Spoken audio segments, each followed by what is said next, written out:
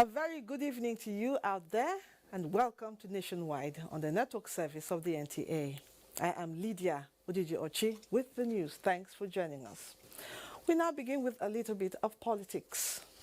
The APC governorship candidate in the upcoming Edo State elections, Pastor Osagie Izeyamo, says if elected, he would give priority to improving security situation in Edo State.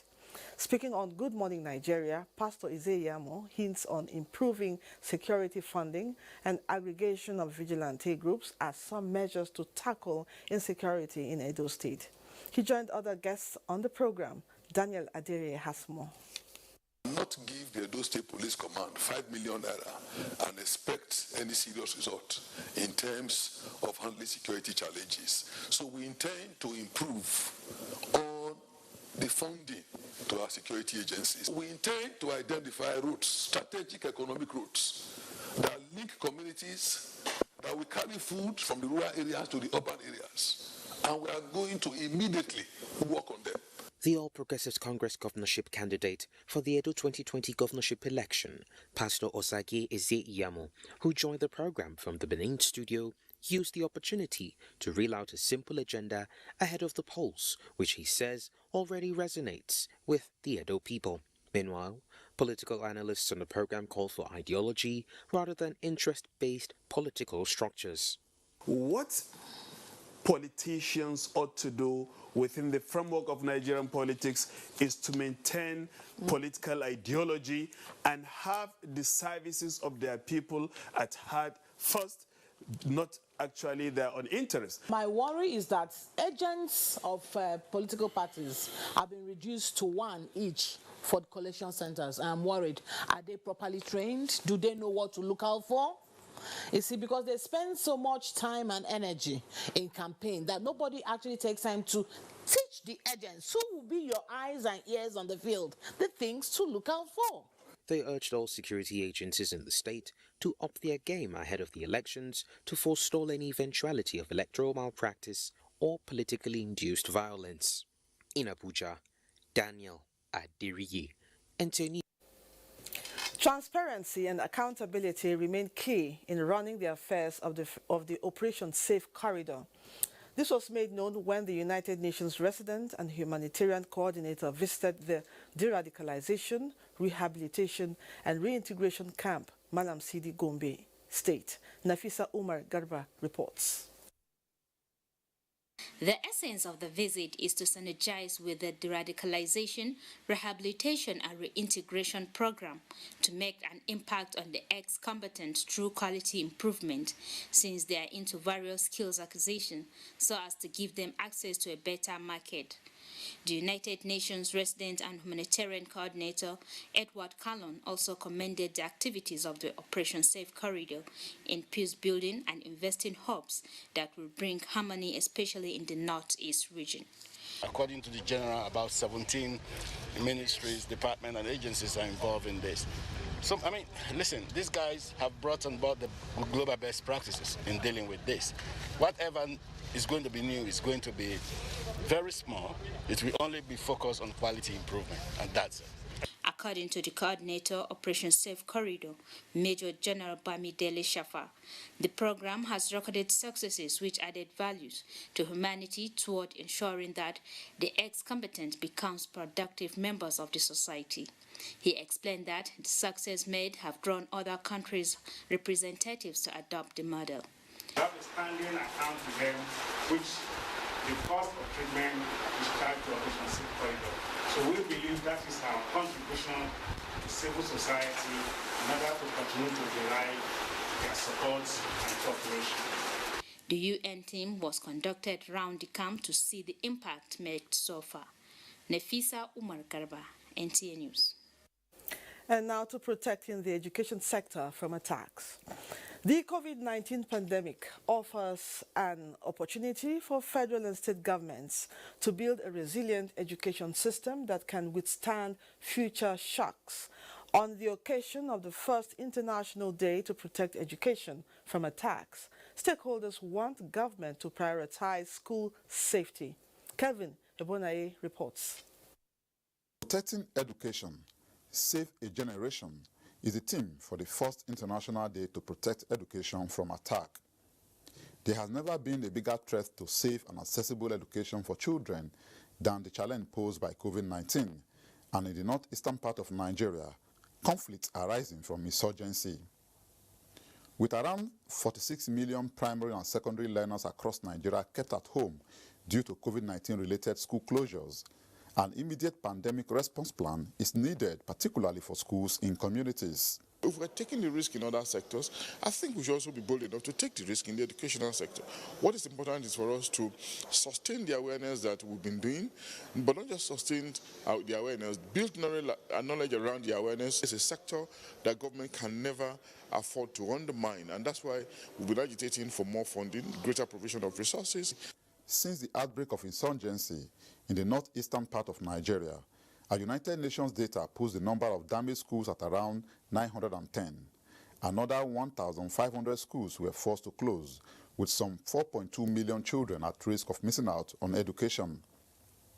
Situation like this is why UN Secretary General Antonio Guterres is calling on governments around the world to invest in frameworks that will ensure secured environment in which children can learn the skills they need for the future. To deliver for children in Nigeria, stakeholders note that education must remain on top of the public agenda. In Abuja, Kelvin Ewonwaye, NTA News. Now, let me bring in Ambassador Samson Iteboje in New York via Zoom to speak more on this very special day. He is Nigeria's Deputy Permanent Representative to the United Nations. Ambassador Samson, thank you for joining us. Thank you so much. Okay. Now, what are the challenges that necessitated this proclamation on the 27th of May? Thank you for having me. Of course, you know, education is a fundamental right for every child. And we all know the importance of education, and that cannot be overemphasized. We know, too, that without education, a lot of sectors of any country will be affected, be it development, health, mortality rate, quality governance, crisis, environment. All this will have a trashing if you don't get education right. As if that is not enough, we are beginning to have situations where there are attacks on schools, just like the reporter just mentioned.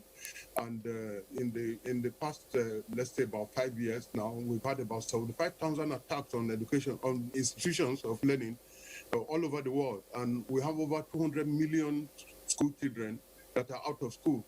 So then, to crown it all, we have situations where countries are using educational institutions for military purposes.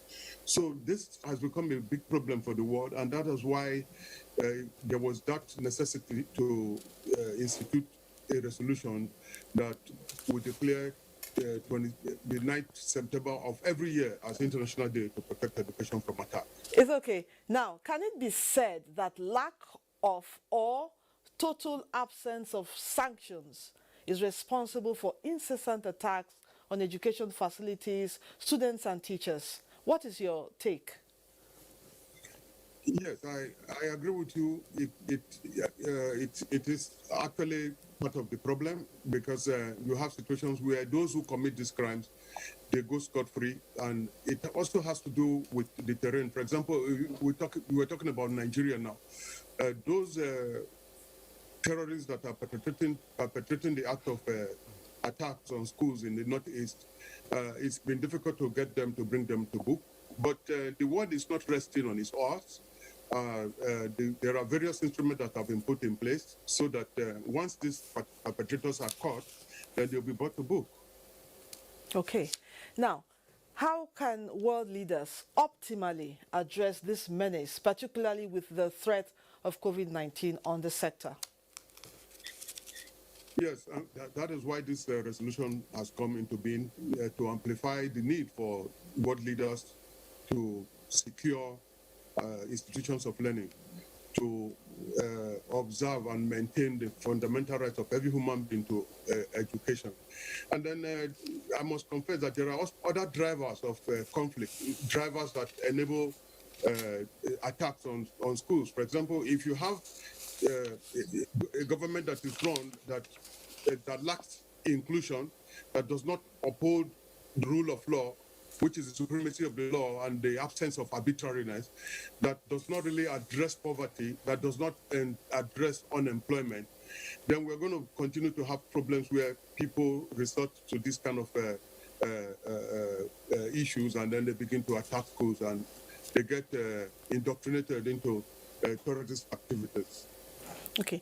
Nigeria is set to gradually reopen schools amidst COVID-19, coupled with security challenges in some parts of the country.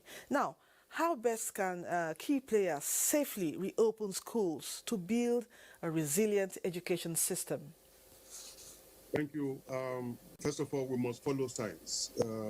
I must be very frank that I'm impressed with the work that the Presidential Task Force on COVID-19 has been doing. They've been doing a good job. We must follow their dictates. Whatever they tell us to do, we have to do. We also need to put in place safety nets and safety protocols to ensure that our teachers and children are protected from this virus. Like, you know, if they can, we maintain social distance, protective devices like face masks. We have sanitizers in our school, and we're happy. We are recording less numbers now in Nigeria. I would say that it is not yet Uhuru. We must continue to ensure that we obey whatever instructions that are given to us by the Presidential Task Force.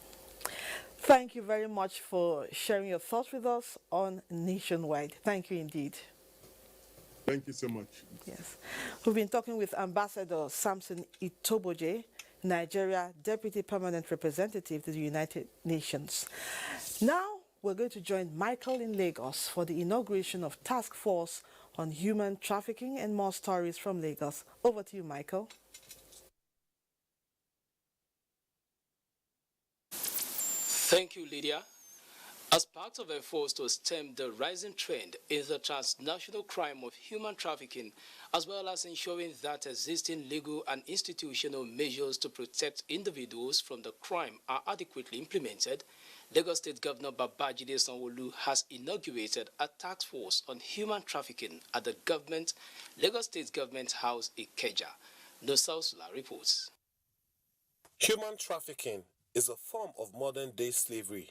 It involves the illegal trade of people for exploitation or commercial gain, and according to the International Labour Organization, forced labor in the private economy generates $150 billion in illegal profits per year. Lagos State Governor Babajide Sanwo-Olu charged members of the Lagos State Task Force on Human Trafficking to come up with brilliant ideas, innovations and policies that will assist the state government in curbing the menace. The pandemic will be an easy excuse for some of the people to either get very lured into it very quickly, or they will claim that they needed that economic, independence for them to get into what they're doing. So this task force is more now than ever before important, and it's critical that we get it right all of the time. The Director General of NAPTIP explained that the problem of human trafficking and irregular migration have become a great national concern, especially with the large number of Nigerians trapped in sexual and labor exploitation in various African and European countries, apart from the hundreds that continue to die in the Sahara Desert and the Mediterranean Sea. Last year, reports emerged about human farms in some parts of Libya, where black African migrants are allegedly kept in cages like animals, and organs like eyes, kidneys, and lungs are harvested to service the medical sectors of Europe. Lagos State Attorney General and Commissioner for Justice, who is the chairman of the Task Force on Human Trafficking, assured Governor Sanwo-Olu and NAPTIP that his team will work tirelessly to fight the menace and ensure that people feel the impact of the task force in the state. In Lagos, Nusa Usula, NTA News. In the same vein, the memory of the victims of enslavement in St. Dominic in 1791 and the slave trade era have been honored as the world marked International Day for Remembrance of the Slave Trade and its Abolition. Joyken Abakoya has details of the event by the Center for Black and African Arts and Civilization, CBAC, in Lagos. Many years after its abolition, enslavement of people is still being practiced around the world, and most of the victims are Black Africans. Different sources reveal that over 40 million people are in some form of slavery or the other. Guest lecturer, head Department of History of Bafemi Awolowo University, Ile-Ife, Adetunji Ogunyemi, who spoke on the causes, forms, and consequences of contemporary enslavement, said the value put on human trafficking is not less than $150 billion. It has become the duty of sovereign states to ensure that their citizens are not enslaved. In Nigeria, for example, there is a law, a federal law, which outlaws trafficking in persons. It is for this reason that CBAC has mobilized and sought the participation of the youth in this webinar to create the more needed awareness among the youth. Other speakers call for deliberate efforts and interventions by government to reduce the risks youths face in the search of the golden fleece abroad. We can solve it from home, from the religious angle, to which is very, very, very, very serious. The 23rd of August every year is set aside by the United Nations Educational, Scientific and Cultural Organization, UNESCO, to remind the world about the tragedy of the slave trade and the urgency to end the modern-day version. In Lagos, Joyken Abakoya, NTA News. It's time for us to go on our first break, and when we return, Abdurrahman Usman Jubrila in Sokoto will take us through stories from that zone. A new edition of TV Guide is out, featuring great personalities from all walks of life. Expository interview with a young TV presenter who shows passion on what she does, Morayo Afolabi Brown of TVC. Pick a copy of this compendium of mind-blowing stories and get abreast with issues as regards media convergence, leadership, health, star profiles, star programs, fashion, sports, human angle stories, and lots more. Meet some media professionals within our space who have paid their dues in no small ways. TV Guide, very incisive, very educative and compelling. Grab a copy at the vendor near you or NTA stations nationwide. TV Guide, your indispensable companion.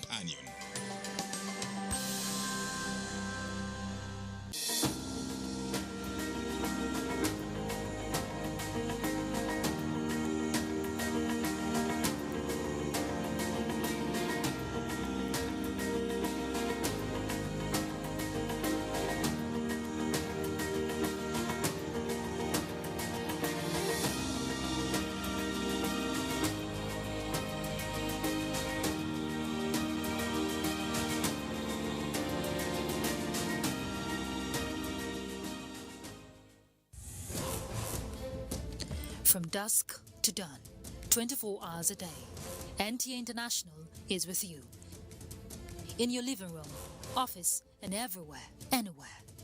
We provide the company you desire in terms of balanced and up-to-date news, programs, and the best of entertainment.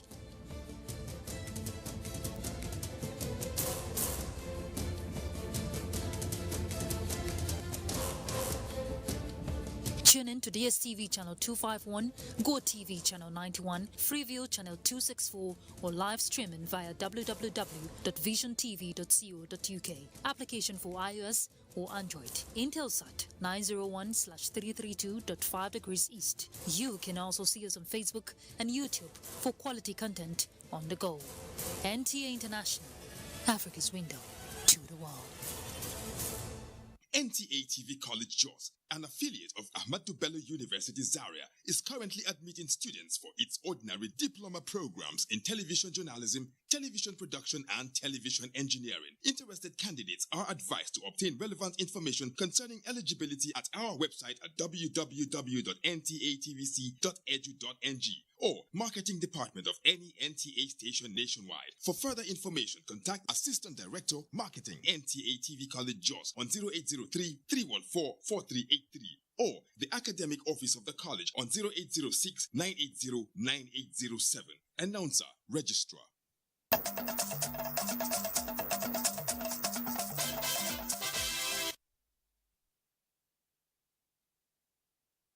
Good afternoon and welcome to Sokoto. Flood has destroyed hundreds of houses and farmlands following a heavy downpour in Anka and Gumi local government areas of Zamfara State. Officials of the State Emergency Management Agency are assessing the level of damage done by the incident for possible intervention. Sadia Abubakar Tunau reports. The heavy downpour that lasted for several hours destroyed many houses and farmlands, thereby rendering hundreds of households homeless. The devastating effect of the flood is, however, more visible in areas that are close to rivers, but no human life was lost to the incident.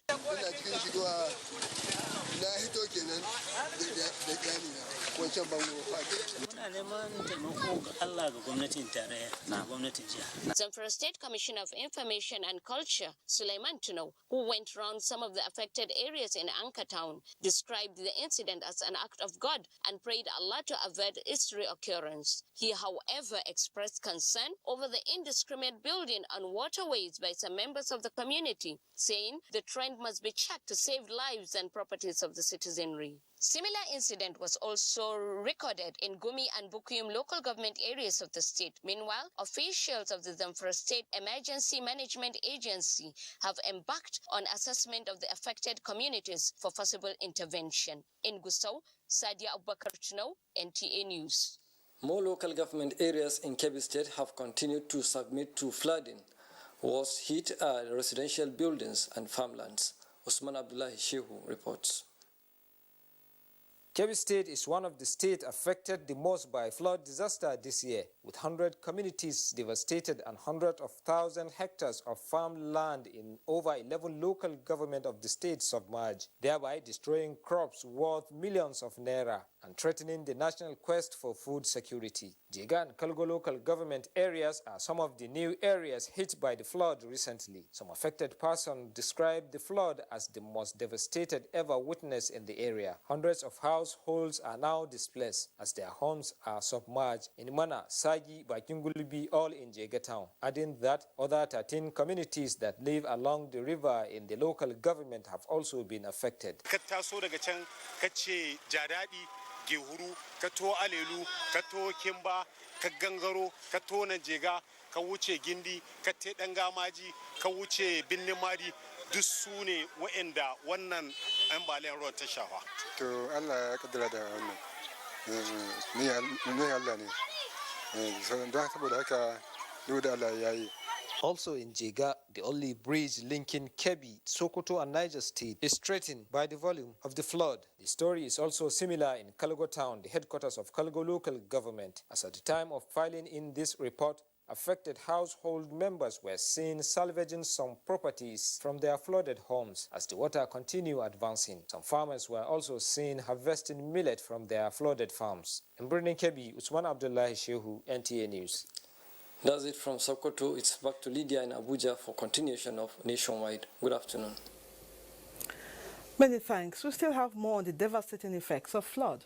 It is work in progress on Rigachukun Bridge along Kaduna Zaria Highway. Abdullahi Mohammed reports that the project managers have concentrated on refilling the transition base of the bridge, which first caved in about 2 weeks ago. It would be recalled that a couple of hours after reopening the Rigachukun Bridge following remedial works, the transition base caved in again. This sent a signal to the engineers that they are dealing with a case that deserves more than the usual. So they teamed up and concentrated their energy on fixing the troublesome transition base, which has now become a bitter pill. With a total excavation of the wet soil, boulders and concrete were brought in and gradually been laid to form a new formidable base. What we are doing now is to go to the bottom of the deck of the abutment, beneath it, beside the embankment there. We want to build it from the base. We are using boulders so that we stabilize it, so that by the time we do it, any vehicle passing, there will be no extra that will cause any settlement again. But that is also at the expense of the alternative bridge, which is also in dire need of attention. Its two transition bases are threatened, especially as it now carries the load of traffic plying the highway in and out of the city of Kaduna. The good news, however, is that a permanent solution awaits the two bridges. You may not appreciate the magnitude of threat to this bridge until you find your way under it. A part of it, which looks like its stabilizer, has already given way. But in the words of the federal controller here in Kaduna, a permanent solution is coming soon. That is reassuring. In Kaduna, Abdullah Muhammad, NTA News. Many thanks, Abdullahi, for that update. It is the end of the road for wanted Tewasi Agwaza, popularly known as Ghana, and some of his cohorts in notorious crimes as 4 Special Forces military operation killed the suspect along Makudi Boko Road in Benue State. At a press conference in Doma, Commander of the Forces Major General Maude Gadzama said Ghana was killed in a firefight. Gentlemen of the press, here lies the terrorists that have been terrorizing the entire northern region of the North Central and have made it untenable for peace-loving Nigerians of Benue and Taraba extractions to live in peace. As you can see, the popularly known Ghana lies. Construction works resume at the Federal Secretariat complex in Lafia of Nasarawa State following approval of additional funding by the Federal Executive Council to the project abandoned 11 years ago. Ben Mitu has an update. Like most state capitals, Lafia is hosting many federal government ministries, departments and agencies. But since creation in 1996, most of them have been operating in rented apartments at different locations of the town. Following the approval for resumption of work by the federal government, contractor has mobilized men and machines back to site. The landscaping is taking the lead and other construction work. This is the Federal Secretariat in Lafia, and with the progress of work now, in no distant time, federal government workers will soon resolve the issue of office accommodation. Although the site manager declined comments, it is work in progress. Attempts to get comments from the new Federal Controller of Works or any federal civil servant were not successful, but some residents say when completed, the new edifice will put to rest office accommodation challenges of federal government establishments.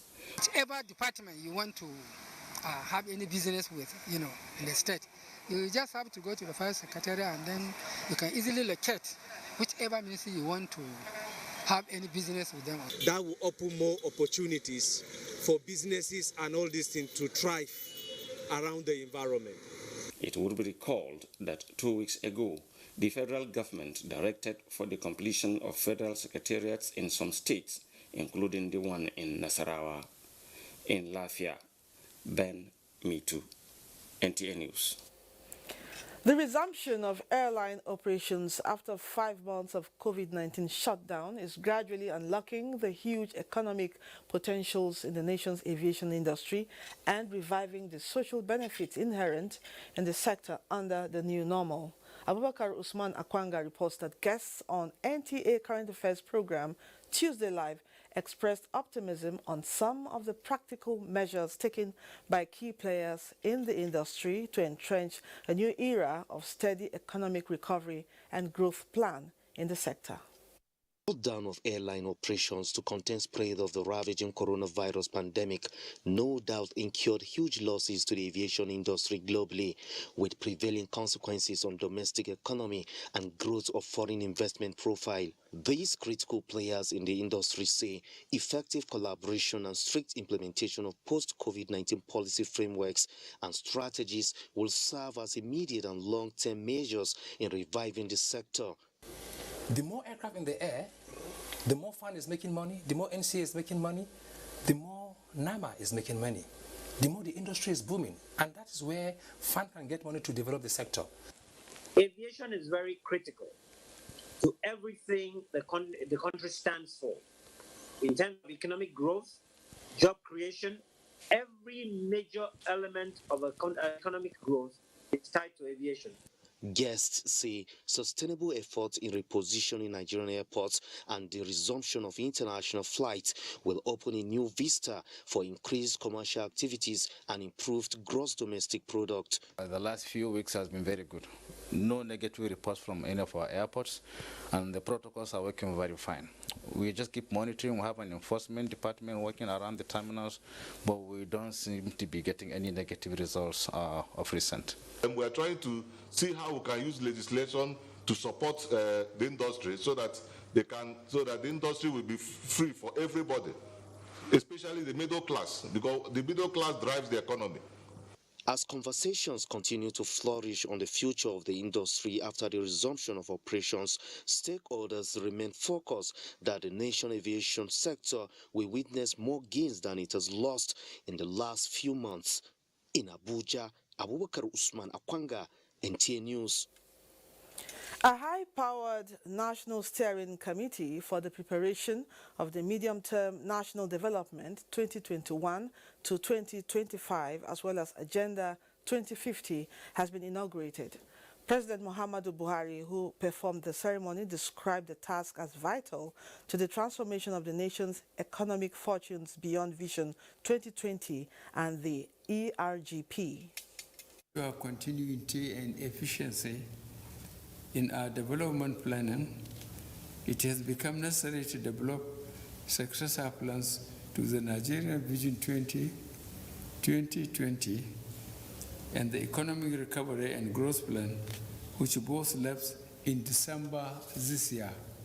The main objectives of these successor plans are to lift 100 million Nigerians out of poverty within the next 10 years, particularly given the World Bank's projection that Nigeria will become the world's third most populous country by 2050, with over 400 million people. At the heart of the successor plans is a partnership between the public and private sectors, with government as an enabler of private sector investment and industry.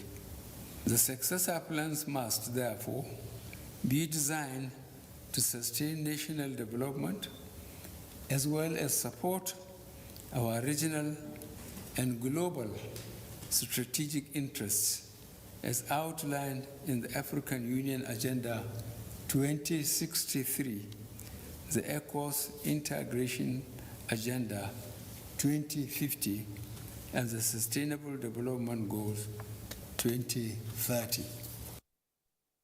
The committee is to be co-chaired by the Minister of Finance, Budget and National Planning and Mr. Atedo Peterside, representing the private sector. It's now time to join Doris in Port Harcourt for more trending stories. Hello, Doris. Welcome to Port Harcourt. Good evening. Rivers State Governor Nyesom Wike has reiterated his commitment to the welfare workers in the state. He stated this while reacting to the suspended protests. Ogedi Nyekwere reports. Some of the contending issues that necessitated the planned protests, which include minimum wage adjustment, payment of health workers' outstanding salaries, unsealing of the NLC State Secretariat, were amicably resolved, hence the immediate suspension of the industrial action. The governor says he is elated that the issues did not degenerate to crisis, stressing that his administration is not in conflict with organized labor. If we are setting up Labor Congress Secretariat, why are we not setting up the one of the TUC? So it doesn't make sense. They are working together. But the ministry, special projects that handle that project, came up that there was a defect and it needs to be remedied. We don't want a situation with the collapse of building and loss of lives. On the issue of Jesu, so can forgiving them, pay them the 2 months salary that they went on strike. And they talk about check dues. And so now we have to look at and we make sure that henceforth government will be deducting their members by the pay them salary, it's deducted to you. But what is important for you to know, government owes no obligation, no law says I must be a tax collector. He reiterated that his administration will continue to do its best to meet the demands and welfare of the state workforce while also remaining labor-friendly. In Port Harcourt, Ogedinyekwere, NTA News. Candidate for this year's Junior West African Examination Council in Rivers State joined their counterparts across the country for the examination. Commissioner for Education Professor Kaniye Ibeko inspected various centers in the state and most importantly, enforcement of COVID-19 safety protocols. Jenny Bassi reports. They all complied with the COVID-19 measures like the use of face mask and maintaining of social distance. As part of efforts to affirm strict compliance with COVID-19, the Commissioner for Education, Professor Kaniye Ibeko, went around various centers to monitor the conduct of the examination. His first port of call was the Custodian Center, where school officials were seen selecting and collecting sensitive papers to their centers. Professor Ibeko expressed satisfaction with the conduct of the examination, noting that everything has been put in place to ensure hitch-free examination in the state. The process is seamless and smooth. I'm happy, what I've observed so far, and this is what I want to see, that we don't have complaints in terms of shortages or materials and what have you. We're happy that this is not happening. Everybody's happy, and we're expecting that the exams will come and go smoothly. The exam is going on well. There is no problem. The children are wearing their nose masks. Our teachers, everybody, and the company is very clean. The JSS3 examination will last for 1 week. In Port Harcourt, Jenny Bassi, NTA News. That's our beat from Port Harcourt. We will take a break to join Larry in our Ibadan Network Center.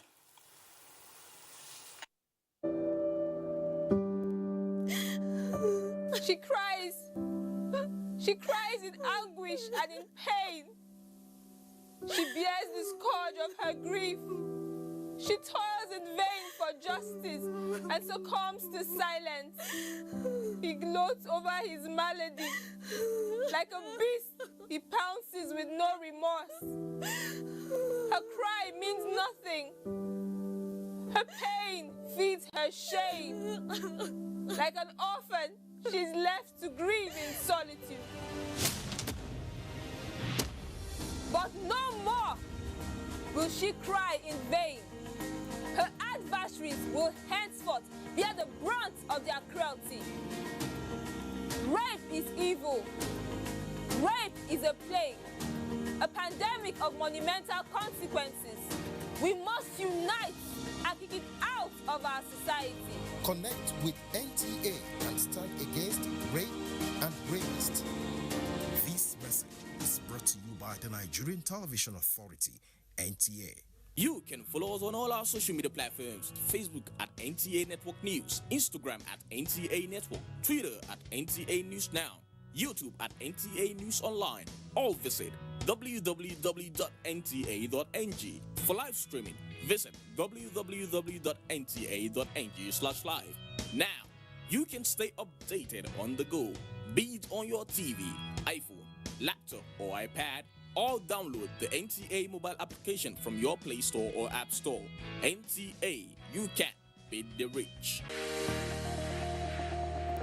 ICPC and NTA say you can help Nigeria to flatten the curve on COVID-19, just as you can help flatten the curve on corruption. Follow transparency, accountability, and integrity just as you follow health guidelines. Stay home with integrity and maintain your distance from corruption, just as you stay away from COVID-19 by maintaining social distance.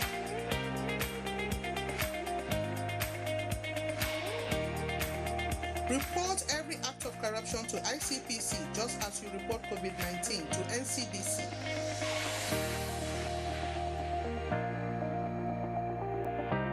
Stay away from corruption, stay safe from COVID-19.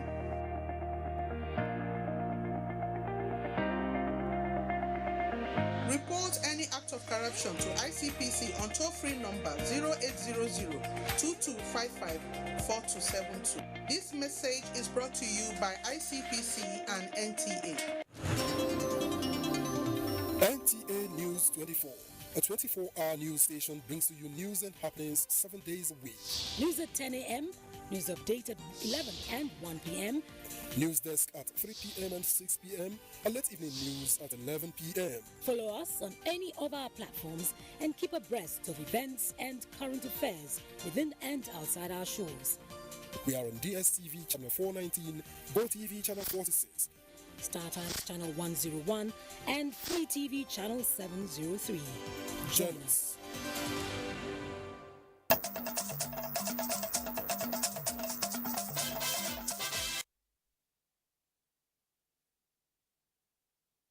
Thank you, Doris, and welcome to Nepal. The federal government is collaborating with Kogi State to further harness the agricultural potential of the state by expanding its agricultural value chain development program. Lekon Agbode tells us more. The federal government promised not to renege in its determination towards diversification of the economy by making agriculture pivotal. This stern determination informed collaboration with state governments, encouraging them to explore areas of comparative advantage with IFAD and Value Chain Development Program. Rice and cassava were the agricultural products of focus in Ogun State. The Marketing Enterprising Development Advisor of the program, Ajia Fatima Mukhtar Buhari, was on tour of Ogun State as one of the participating states. The advisor was impressed with the commitment of Ogun State in counterpart funding. You're putting support to the VCDP, you're adding much value to it to help us achieve what we want to achieve. But we want a continuous release of counterpart funds. The Deputy Governor further reiterated the determination of the state government to explore all programs that will enhance the economy through agriculture. Over 12,000 farmers who are participating in this program, and they're cultivating about 7,000 hectares in total for cassava and for rice. Some local government areas are in the program. In Abeokuta, Lekon Agbode, NTA News. Moving on to health sector now, the National Association of Resident Doctors, Ibadan chapter, has joined their counterparts nationwide in an ongoing industrial action. Grace Bamidele, however, reports that at the University College Hospital, UCH, Ibadan, patients are being attended to. It was business as usual at the University College Teaching Hospital, Ibadan, in spite of the resident doctors' indefinite strike to make their demands known. Some medical personnel were seen attending to patients, especially those with critical cases. Some of them are still around. They are still in hospital. They are attending to critical patients. The strike by resident doctors is coming after a week-long industrial action which took place 3 months ago. We're asking the government to provide us with genuine life insurance, group life insurance, so that the families of our fallen heroes, our doctors that have died while combating COVID-19 pandemic, their families can be well catered for. Members of the National Association of Resident Doctors make up 50 to 60% of the medical workforce. However, since the outbreak of the coronavirus in Nigeria, 14 resident doctors have been lost to the dreaded virus. In Ibadan, Grace Bamidele, NTA News. We now rejoin our Abuja studios for continuation of Nationwide with Lydia.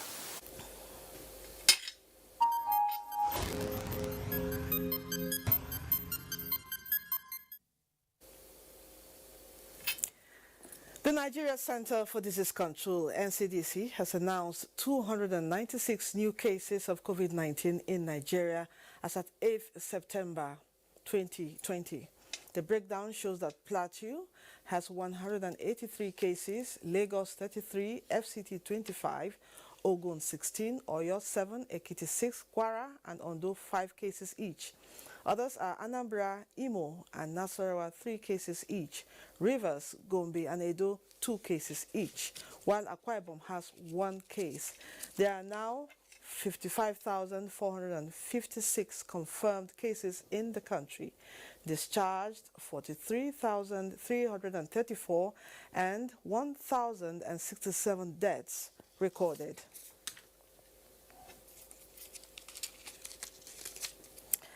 And our next story says the Nigeria Television Authority, NTA, will partner with organizations that promote the unity and national development of Nigeria.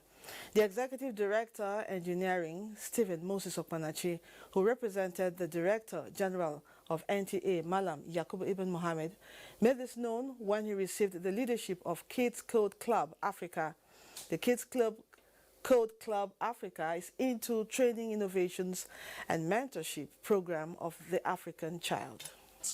In ICT and technology, and we look at it, how can we contribute to our nation? What can we give to this great nation, Nigeria, and Africa as a whole? So we look at it with our expertise. We say we are going to contribute training our children, picking them early on time, to give them a practical skill on ICT. You are aware that there is what we call the executive order of the president, Executive Order 5, that emphasize and stress the importance of local content. We believe in that, and that is why in NTA, before now, we were using foreign satellite. But today, by the grace of God, we use NICOMSAT, which is the Nigerian Satellite Communication. So we are going to work closely with you to build capacity, particularly with the children. The partnership between NTA and Kids Code Club Africa will help contribute to the growth and economy through innovations technologies. Like some great women in the past who stood up against societal ills, the Medical Women's Association and other civil society organizations in Cross River State have taken the campaign against kidnapping in Calabar to the Palace of the Obong of Calabar and the Grand Patriarch of the Efik Kingdom, Edidem Ekpo Okon Abasio II the Fifth. The campaign is to drum the support of traditional institutions to help stem the spate of abductions and restore the state to its peaceful status. Achibong Basi reports. The capital of Cross River State, which was once known for its peace and aesthetics, is probably becoming a hub for kidnappers who commit their crimes and demand for ransoms before their victims are released. Barely a week after the release of a female medical doctor who was kidnapped, another female medical doctor has been abducted by the hoodlums. There are women that are picked, people don't know, they don't have a voice. We are coming out to be the voice of the voiceless women. We are worried because when a woman is taken, it's like the whole family is taken. And so, in a bid to lend their voices to end this trend of terrorism, which women feel they are now the target for these perpetrators, this protest to the Palace of the Obong of Calabar, Edidem Ekpo Okon Abasio II the Fifth, is to send a strong message to the monarch and the people of the land that this inhumane act should stop. We are very much in order to come here and appeal to our royal fathers. The Obong is working hard towards the solution of these things. The women had earlier staged a walk to the office of the Cross River State Commissioner of Police and the Government House in Calabar to ensure that the lives of women in Calabar and the state are secured. In Calabar, Achibombasi, NTA News. A ravaging flood has destroyed more than 100,000 hectares of rice, maize and millet farms in Pategi and its environs in Kwara State. Over 3,000 residential buildings are also submerged by the flood, rendering homeless a great number of people, including women and children. Kainde Omolosho reports.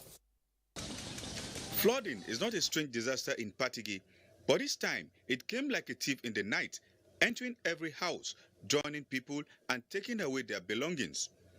The flood also submerged schools, hospitals and other infrastructure found on its way, including electric poles and pipe-borne water schemes.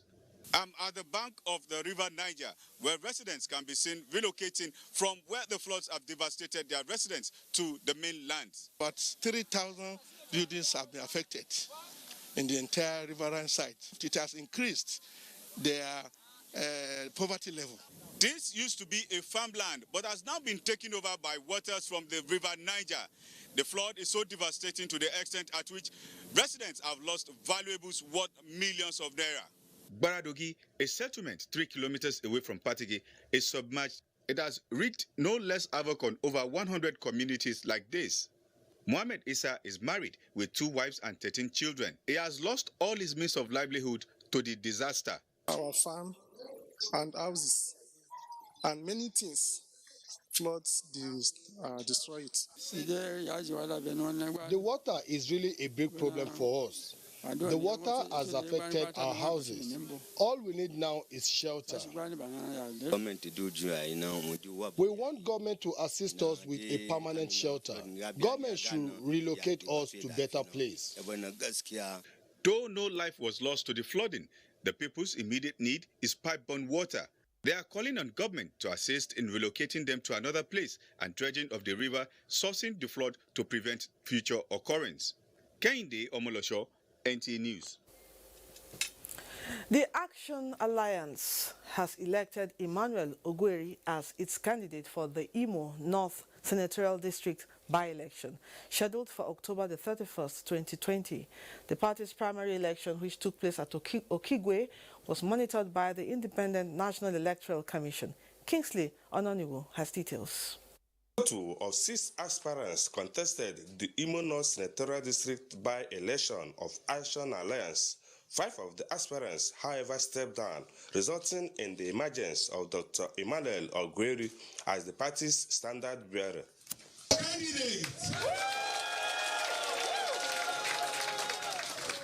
The national chairman, Action Alliance, Adekunle Rufai Omo Aje, urged the electoral umpire to ensure a level playing field for candidates in the senatorial by-election, even as he expresses confidence in the ability of the candidates to effectively represent the senatorial district. We've gone to that level of checking who have the quality, who have the capacity, both intellectual ability and a good track record.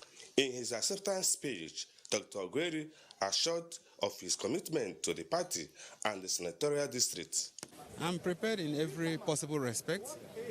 In Owerri, Kingsley Ononiwu, NTA News. Before we go, let's take a look at the weather picture.